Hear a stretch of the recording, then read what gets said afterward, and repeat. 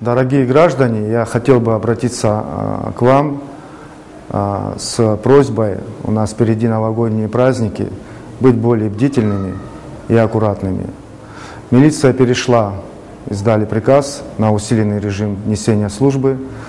Я попросил бы к вам отнестись с пониманием, потому что будут эти дни проводиться рейдовые мероприятия по всей территории Абхазии.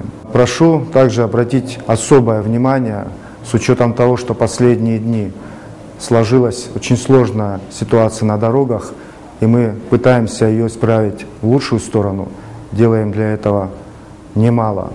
Хотел бы, чтобы вы все просмотрели бы за своими детьми.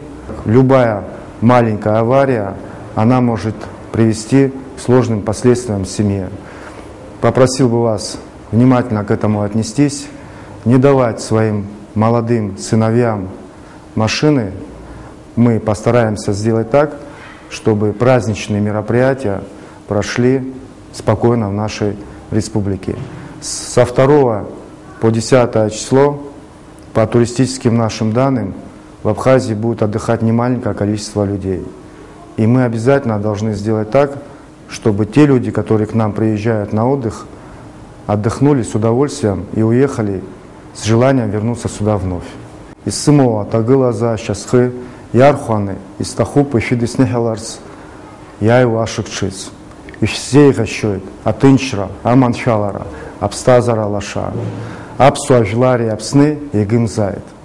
Чамзи Лашнает Зигин.